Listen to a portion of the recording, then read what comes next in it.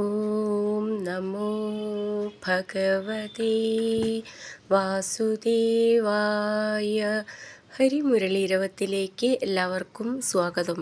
നാരായണായ നമ നാരായണായ നമ നാരായണായ നമ നാരായണ നാരായണായ നമ നാരായണായ നമ നാരായണായ നമ നാരായണ. ഇന്ന് നമുക്ക് 9ഉം 10ഉം ശ്ലോകങ്ങൾ പഠിക്കാം.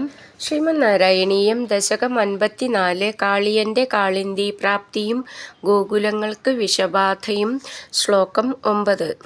രോമാഞ്ചോയം സർവതോ നശരീരേ ഭൂയസ്യന്ത കാചിദാനന്ദമൂർച്ഛാ ആശ്ചര്യോയം ക്ഷ്വേളവേഗോ മുകുന്ദേത്യുക്തോ ഗോപൈർനന്ദിതേ വന്ദിതോ ഭൂ.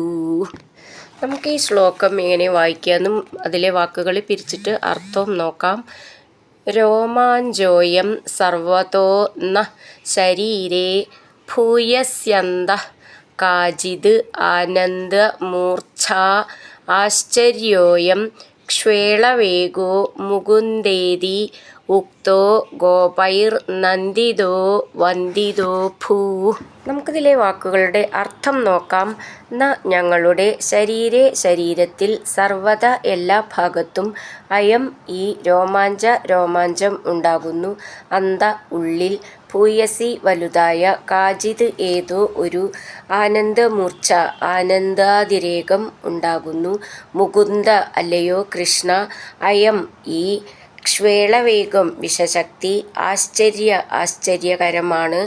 ഇതി ഉക്ത്വ എന്നു പറഞ്ഞിട്ട് ത്വം അങ്ങ് നന്ദിത അഭിനന്ദിക്കപ്പെട്ടവനും വന്ദിക്കപ്പെട്ടവനും അഭൂ ആയിത്തീർന്നു. നമുക്കിതിലെ അക്ഷരങ്ങളൊന്ന് നോക്കാം. രോമാഞ്ച അയം അതാണ് രോമാഞ്ചോയം. ഞ്ച എന്നുള്ളത് ഞ ച എന്നാണ്. സർവതോ ന ശരീരേ എന്നവിടെ വിട്ടിട്ട് ചൊല്ലുകയാണെങ്കിൽ ശരീരേ എന്ന് മതി. ചേർത്ത് ചൊല്ലുമ്പോൾ ശാന്ന് ഡബിളായിട്ട് ചൊല്ലണം. ഭൂയസ്യന്ത അവിടെ വിസർഗം. ഭൂ എന്നുള്ള അക്ഷരം നന്നായിട്ട് ഊന്നി പറയണം. കാചിത് ആനന്ദമൂർച്ഛ ചേർത്തിട്ട് കാചിദാനന്ദമൂർച്ഛ ഛ എന്നുള്ളത് അച്ഛൻ നോക്കളതിലത്തെ ഛ എന്നാണ്. നന്നായിട്ട് ഊന്നി പറയണം. ആശ്ചര്യ അയം അതാണ് ആശ്ചര്യോയം. ശ്ച എന്നുള്ളത് ഷ ച എന്നാണ്. ക്ഷ്വേളവേഗോ ക്ഷ്വേ എന്നുള്ള അക്ഷരം നന്നായിട്ട് ഊന്നി പറയണം. മുകുന്ദേതി ഉക്തോ ചേർത്തിട്ട് മുകുന്ദേത്യുക്തോ ത എന്നുള്ളത് കാ ത എന്നാണ്. ഒട്ടും ഊന്നണ്ട. ഗോപൈർനന്ദിതേ ചേർത്ത് ചൊല്ലുമ്പം ന മെല്ലെ ഊന്നണം. ഗോപൈർനന്ദിതേ വന്ദിതോ ഭൂ. ലാസ്റ്റിൽ വിസർഗത്തോടുകൂടെ നിർത്തണം. വന്ദിത അഭൂ അത് ചേർത്ത് എഴുതിയതാണ്. വന്ദിതോ ഭൂ അങ്ങനെ നിർത്താം. ഭൂ എന്നുള്ള അക്ഷരം നന്നായിട്ട് ഊന്നി പറയാനുള്ളതാണ്. രോമാഞ്ചോയം സർവതോ നശരീരേ ഭൂയസ്യന്ത കാചിദാനന്ദമൂർച്ഛാ ആശ്ചര്യോയം ക്ഷ്വേളവേഗോ മുകുന്ദേത്യുക്തോ ഗോപൈർനന്ദിതേ വന്ദിതോ ഭൂ. അടുത്തത് 10ാമത്തെ ശ്ലോകം.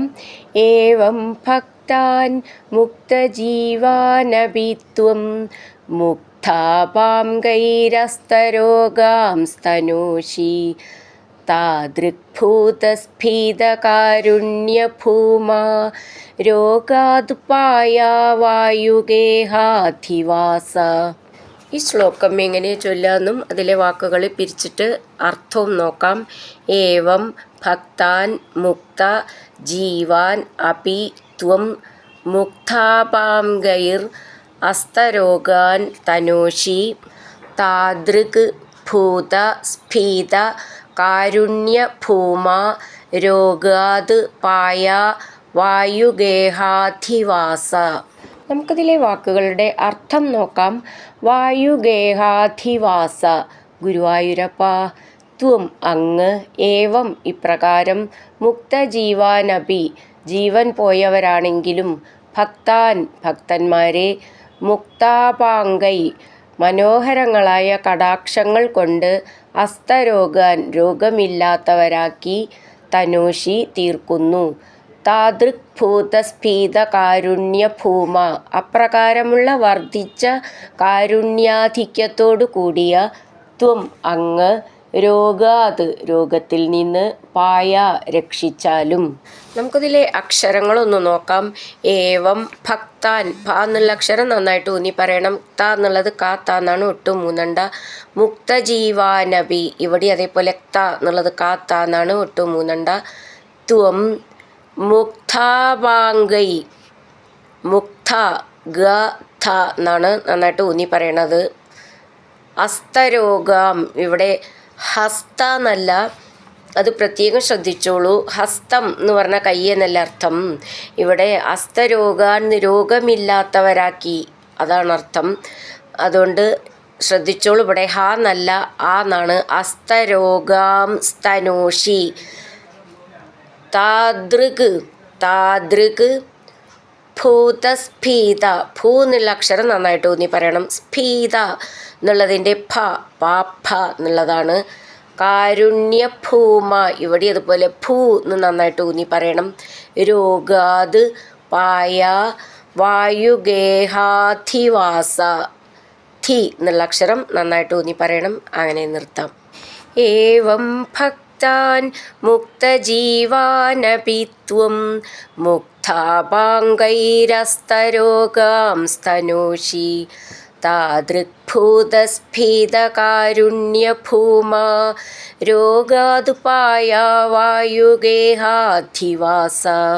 ഹരിനാരായണ ഗോവിന്ദ ജയ നാരായണ ഗോവിന്ദ.